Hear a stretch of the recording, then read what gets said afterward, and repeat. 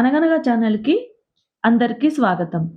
పిల్లలు, ఇప్పుడు మనం చందమామ కథల నుంచి 'ఏడు మల్లెల ఎత్తు' అనే ఒక కథను వినేద్దాం.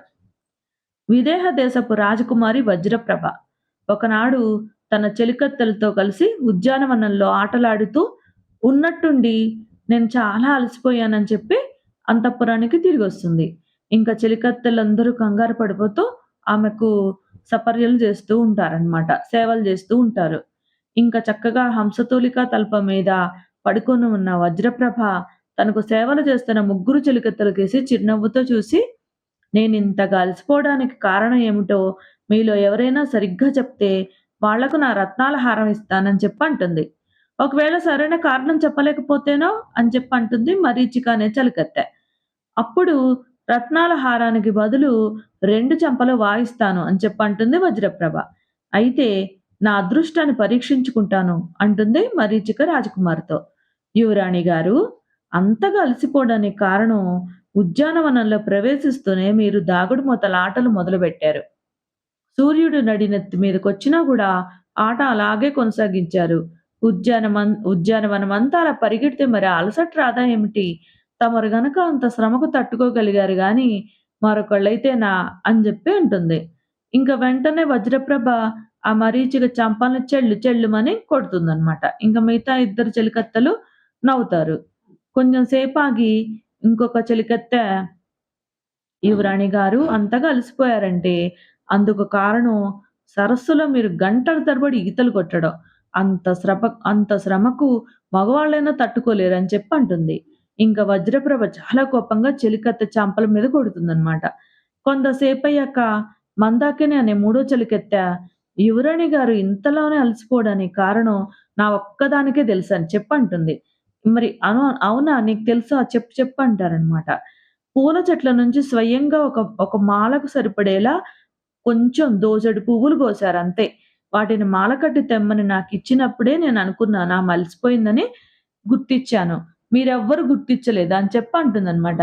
ఇంక మిగతా ఇద్దరు చెలికత్తెలకేసి చిరుకోపంగా చూస్తూ. ఇంక మందాకిని మాట ముగించే లోపలే వజ్రప్రభ ఎంతో సంతోషంగా ఆ శయ్య మీద నుంచి లేచి తన మెడలోని రత్నాల హారాన్ని చెలికత్తె మెడలో వేస్తుందనమాట. అది చూసి తతిమ ఇద్దరికీ ఎక్కడలేని ఆశ్చర్యం కలుగుతుంది. ఆ తర్వాత కొంతసేపటికి వజ్రప్రభ నిద్రపోగానే ఇంక ఈ మరీచిక, మరుద్వతి ఇద్దరు చెలికత్తెలు కలిసి మందాకిని అంతఃపురంలోని ఒక మారుమూల గదికి లాక్కుపోయి, "ఏమే మందాకిని, మన రాకుమారి రూపురేఖ విలాసాలు ఎటువంటివో నీకు తెలియదా? ఆమె చాలా బలిష్టంగా ఉంటుంది" అని చెప్పి అంటారనమాట. "లోగా నువ్వే అన్నావు గదా! ఆమె చాలా బలిష్టంగా ఉంటుందని" అని చెప్పి అంటారు. "ఆ మాట నిజమే" అంటుంది మందాకిని. "మరి అటువంటి యువరాణి దోసెడు పువ్వుల కోసం అలసిపోతుందా? ఆమె అంత సుకుమారా? ఆమె ప్రాపకం కోసం ముందు ముందు నువ్వు ఎన్ని అబద్దాలైనా ఆడగలవు" అంటూ చెలికత్తెలిద్దరూ మందాకినిని దెప్పి పొడుస్తారనమాట. మందాకిని 1, 2 క్షణాలు మౌనంగా ఊరుకుని చిన్నగా నవ్వుతూ, నేనాడినవేమి అబద్దాలు గావు. ఇతరుల మనసులు నొప్పించని మంచి మాటలు.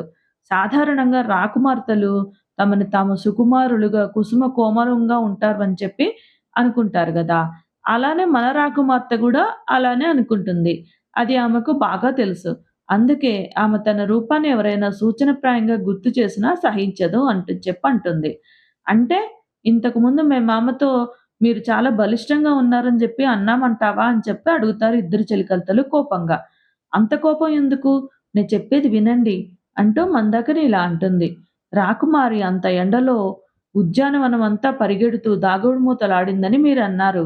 అంతేకాక సరస్సులో గంటల తరబడి ఈతలు కొట్టడం సంగతి తెచ్చి అది మగవాళ్ళకి కూడా సాధ్యపడదని చెప్పారు. అందువల్ల ఆమెకు మీరు తనని బలిష్టంగా ఉన్నాము, సుకుమారంగా లేవని చెప్పి చెప్తున్నారు మీరు అని చెప్పి అనుకుంటుందనమాట. నేను ఆమె మనసులోని బాధ గుర్తించిన దాన్ని గనక దోసెడు పువ్వులు కోయగానే అలసిపోయారని జెప్పి చెప్పాను. ఇంకా ఆ మాటలు ఆమెకు బాగా సంతోషాన్ని కలిగించినాయి. మనుషుల స్వభావాలు అర్థం చేసుకొని మాట్లాడగలిగే ఇంగిత జ్ఞానం లేకనే మీరు బహుమానానికి బదులు చెంపదెబ్బలు తిన్నారు. మీరు మంచి స్నేహితులు గనక రత్నహారం ముగ్గురం పంచుకుందాం అని జెప్పి అంటుంది ఆ మందాకిని. ఇంక మందాకిని చెప్పింది విని తృప్తిపడిన మరీచిక, మరుద్వతి రాకుమారి వజ్రప్రభ లాంటి వాళ్ళ దగ్గర ఎలా ప్రవర్తించాలో నువ్వు చెప్పిన తర్వాత మాకర్థమైంది. ఇంకా ముందు ముందు మాకెంతో మేలు కలిగించే విషయము" అని చెప్పి అంటారనమాట. రత్నాల హారంలో మాకు వాటా అవసరం లేదు. నువ్వే ఉంచుకో అని చెప్పి ఆ హారాన్ని మందాకినికి ఇచ్చేస్తారు ఇద్దరు చెలికత్తెలు. కథ కంచికి మనమింటికి. నచ్చితే లైక్ చేయండి, షేర్ చేయండి, సబ్స్క్రైబ్ చేయండి.